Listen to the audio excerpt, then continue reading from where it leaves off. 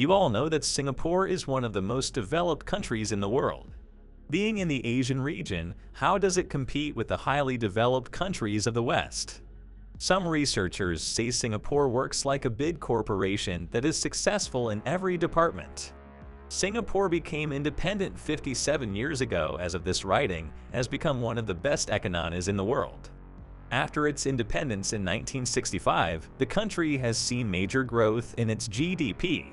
In 2021, the GDP per capita of Singapore was $72,764.91, which is one of the highest in the world.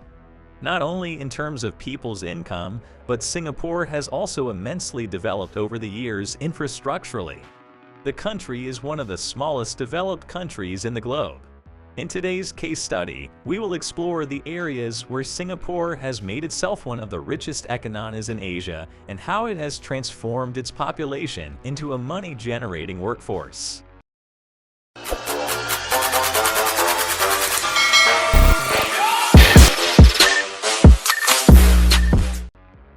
Optimistic and strong leadership. The most significant factor that works for the transformation of an economy is its leadership.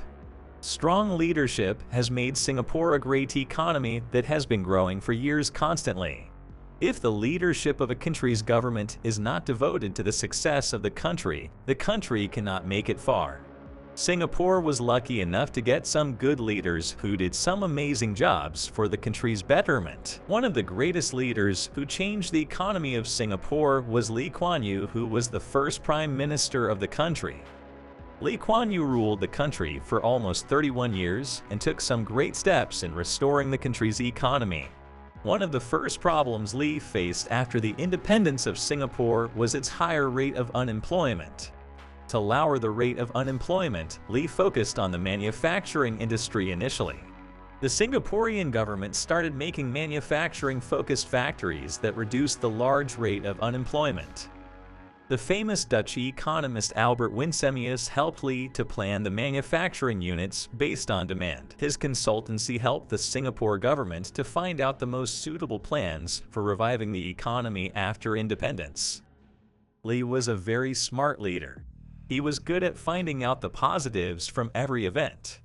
Though Singapore became independent from the British in 1965, it withdrew from the country in 1971.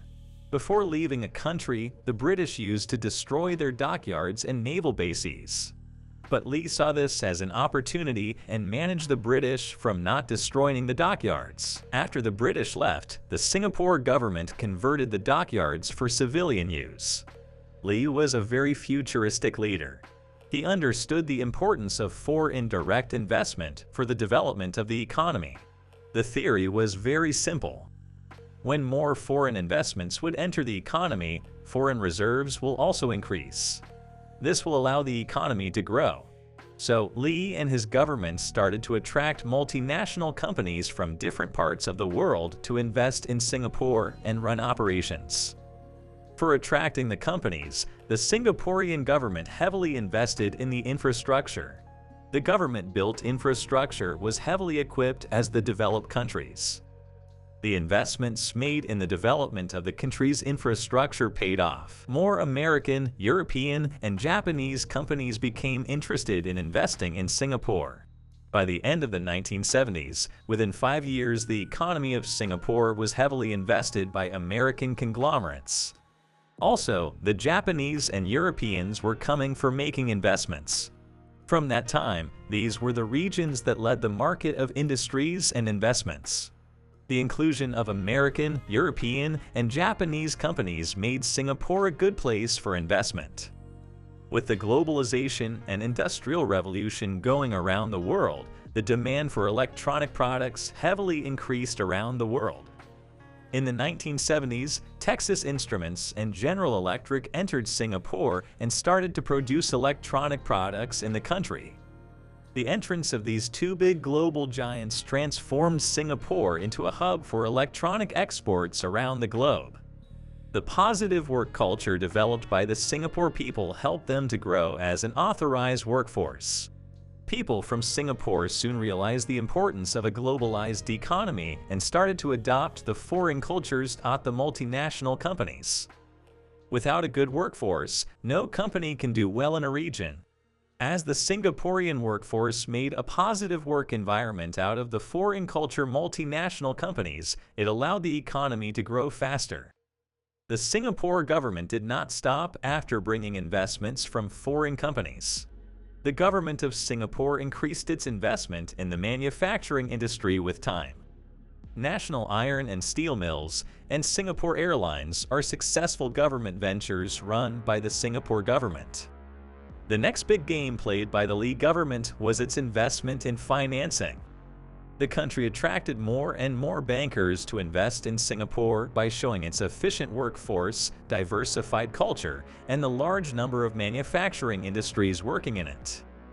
When foreign bankers were given the freedom to run businesses in a positive economy, they invested heavily in Singapore. The skilled workforce of Singapore is believed to be one of the best in the world. It has played a vital role in attracting foreign bankers to invest heavily in Singapore. One thing that helped Singapore to reach today's position was the macroeconomic policies. The government always focused on macroeconomic factors like infrastructure, growth, assurance of budget surplus, etc. The strategic macroeconomic policies taken by the Singapore government led more foreign banks to invest in their economy.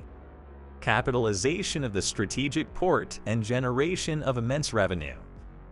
As of 2022, the Port of Singapore is one of the most strategically important ports in the world. The Singapore port is situated on the southern extremity of the Malay Peninsula, and it is 30 kilometers west of the Malaysian port, Port of Johor. In 1990, the Singapore port became the largest container port in the world. Though currently, it is the second largest port in the world after the Port of China, the port can handle 50 million toys per year. With enormous access to countries of Asia, Europe, and America, the Singapore port is one of the greatest money-making ports in the world. With the mass globalization of resources, the Singapore government understood the importance of exports and imports around the world.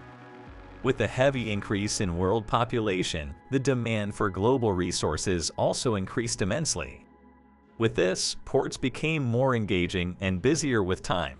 Singapore's government took the advantage of its strategic location and made the Singapore port a priority of government income. The maritime industry of Singapore has become so large that it accounts for 7% of the national GDP. Also, the maritime sector of Singapore provides jobs for 170,000 people overall. Singapore is not a country with rich soil and a lot of productive lands in the first place. But the strategic location of Singapore Port is one of the most important transits in the world. The country took this advantage and utilized the port to maximize the GDP to the highest. The Port of Singapore is used by literal countries from all over the world. The maritime industry of Singapore is largely dominating the economy of the country, and it is expected the maritime industry will provide more than 13,000 jobs by the end of 2025. This shows how fast the country is boosting its maritime industry.